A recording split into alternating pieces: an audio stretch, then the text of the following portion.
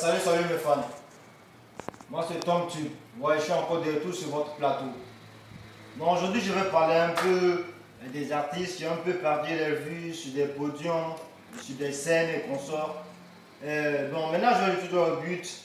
Je vais vous lancer juste un petit extrait. Vous allez un peu regarder et puis vous voyez, voilà. On y va. Number one, Azane Kaka number one.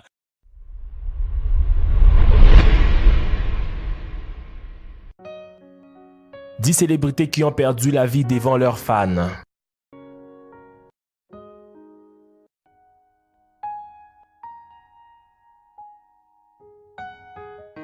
Les Harvey. Les Harvey, guitariste du groupe rock des années 70, est mort sur scène devant 1000 fans le 3 mai 1972 lorsqu'il fut électrocuté au cours d'un concert à Swansea au pays de Galles. Le groupe, dirigé par les légendaires Peter Grant des Led Zeppelin et le nouvel album Teenage Kicks de 1971, était tout juste en train de grimper sur l'échelle du rock lorsque cette mort tragique causée par un microphone mal relié à la terre mit fin à la vie de Harvey à l'âge de 27 ans. Le groupe s'est séparé peu de temps après. Owen Hart. Le 23 mai 1999, Owen Hart est tombé mort à partir des chevrons de l'Arena Kemper juste avant son match à la View Over Edge. Hart a été programmé à descendre en rappel pour une entrée spectaculaire, mais quelque chose de tragique s'est produit qui a conduit Owen à tomber dans la corde sécurisée à partir d'une hauteur estimée de 1,3 mètres. Les téléspectateurs n'ont pas vu l'accident comme une vidéo de promotion a été diffusée à l'époque. Owen Hart, 33 ans, sa femme Martha et ses 2 petits-enfants, également laissés derrière frères et des sœurs, ses parents et beaucoup d'amis proches qui étaient sa famille alors qu'il revenait à la fédération.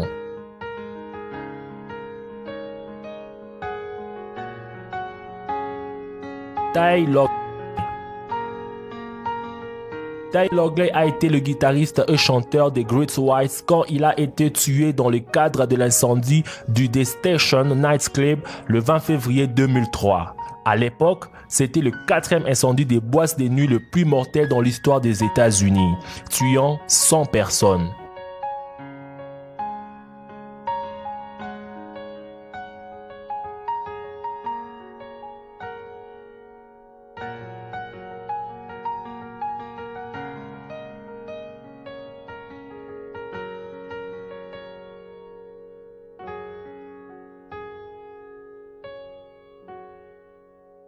Michiharu Misawa. Ceci est une preuve de plus que le catch peut être dangereux. C'est pourquoi ces athlètes nécessitent beaucoup de pratiques avant qu'un mouvement soit mis en scène en direct. Michiharu Misawa n'était pas aussi bien connu dans le monde occidental, mais il était considéré par beaucoup comme le plus grand catcheur dans les années 90. De ces faits, une onde de choc a résonné partout quand à l'âge de 46 ans, Michiharu Misawa est mort sur le ring d'une blessure de colonne cervicale en recevant un suplex de son adversaire Saito. Contrairement à Owen Hart, ce n'était pas un mouvement qui avait mal tourné. Ce mouvement est effectué des centaines de fois dans le monde pratiquement tous les jours.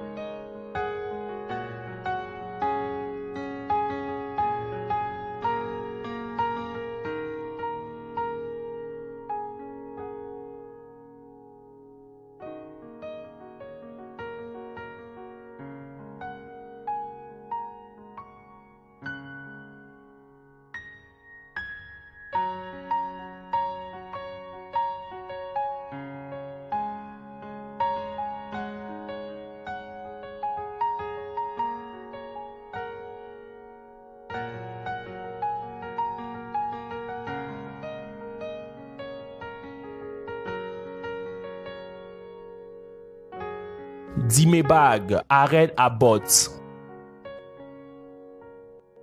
Né le 20 août 1966, décédé le 8 décembre 2004. Également connu sous les noms de Diamond Darrell et Dimebag Darrell, était un guitariste et compositeur américain connu pour être un membre fondateur de deux groupes, Pantera et Damageplan, aux côtés de son frère Vinnie Paul. Il a été considéré comme l'une des forces motrices de groove metal. Sarah Guillard-Guillotte. L'ancienne acrobate et mère, Sarah Guillard-Guillotte, âgée de 31 ans, fit une chute mortelle de 28,6 mètres d'une scène verticale à la fin du spectacle, marquant la première mort fatale sur les 29 ans d'histoire du Cirque du Soleil.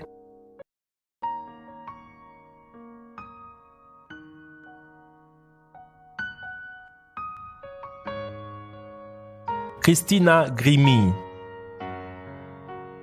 Christina Grimmie, qui est arrivée en 3e position dans la 6e saison de la série des compétitions de la NBC, est décédée le 11 juin 2016 après avoir été abattue par un suspect après son concert à Orlando, en Floride. Elle avait seulement 22 ans, bien que John Kaufman ait été couronné vainqueur de sa saison. Christina a été un remarquable avec beaucoup de gens qui prédisaient qu'elle ramènerait à la maison la victoire pour son entraînement. Adam Levine. Bon les fans, je suis encore de retour sur le plateau. C'est juste seulement vous demander ces artistes qui meurent un coup KO sur le podium sur des scènes. C'est vraiment une mort réelle ou bien une mort subite. Bon, je sais pas quoi dire là, je sais même pas quoi parler. Réfléchissez un peu. Ouais. Bon, ces artistes savaient qu'eux, ils allaient mourir sur la scène. Pourquoi?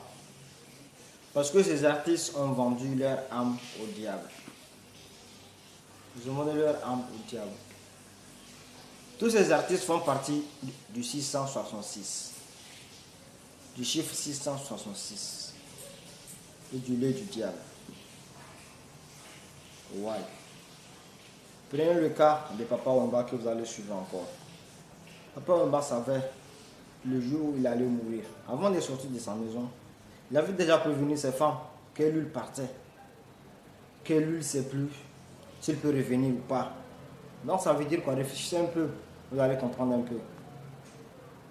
Bon, regardez juste un petit extrait de Papa Wemba, vous allez comprendre. Ciao.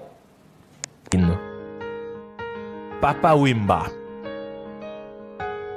Papa Wemba naît le 14 juin 1949 en République démocratique du Congo. Avec près de 50 ans de carrière, il est considéré comme une des légendes de la musique congolaise et africaine. S'il n'est pas le créateur de la rumba congolaise, il en est un pilier et un des artistes qui propulsera ces genres à l'échelle internationale. Pendant un concert, Papa Wemba est mort le 24 avril 2016 à Abidjan à la suite d'un malaise survenu sur scène.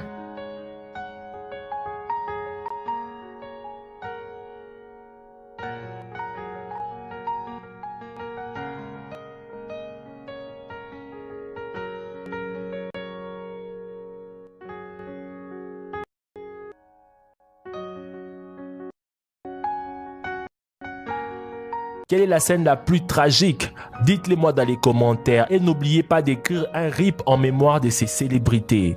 Merci d'avoir suivi la vidéo jusqu'à la fin. N'oubliez pas de mettre un pouce pour la vidéo, de partager la vidéo et de vous abonner à la chaîne de Dr Bot si ce n'est pas encore fait. Quant à moi, je vous dis à nous revoir demain pour une vidéo. Ciao! Salut les fanatiques. Salut à tous mes fans qui me suivent. Je suis encore de retour sur votre plateau. C'est Tom Tube comme d'habitude. Bien sûr. Vous avez un peu regardé l'extrait de votre vidéo. Ou bien si je peux dire, l'extrait de Papa Wemba. Tous ces artistes africains et européens vendent leur âme au diable pour être célèbres et riches. Bien sûr. si je peux le dire, tous nos artistes font partie du 666. Le 666 que vous connaissez. Ou bien la pyramide. Ou bien l'œil du diable. Si vous suivez un peu tous les clips des artistes, ils chantent en même temps, ils sont là à faire des corneux. Ou bien les chiffres 666, nos présidents, les chanteurs, les footballeurs, et tous font partie d'un secte des Illuminati ou bien de la franc-maçonnerie, de la GL9. Bien sûr, les plus grandes loges françaises, la GL9. Bon, je sais pas quoi dire, hein. Vous avez suivi un peu l'extrait. Ce ne sont pas des morts subites. Ouais, leur mort était déjà programmée. Ils savaient le jour où ils allaient mourir. C'était un sacrifice. Ouais, c'était un sacrifice. Hein. C'était pas un cadeau, hein. Non, non, non, non, non. Ils savaient déjà leur mort. Ouais. Bon, les fanatiques, on est à la fin de notre émission. On se prend, Inch'Allah, la semaine prochaine, si Dieu le veut. Sur le même plateau, sur le même buzz. Oui. Je le big up à tous les fans qui me suivent de l'autre côté de la Côte d'Ivoire, de la France, des États-Unis, du Belgique, au Canada. Oui, salut tout le monde. Ouais. Surtout big up à Willy Steph.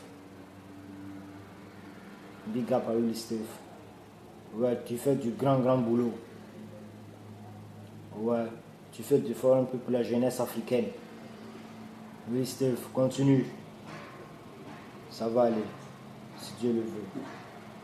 Bon, les fanatiques, ciao. Ça sera, Inch'Allah, si Dieu le veut, à la semaine prochaine pour un autre épisode. Ouais. Ok, ciao les fanatiques. Je vous aime. Bisous.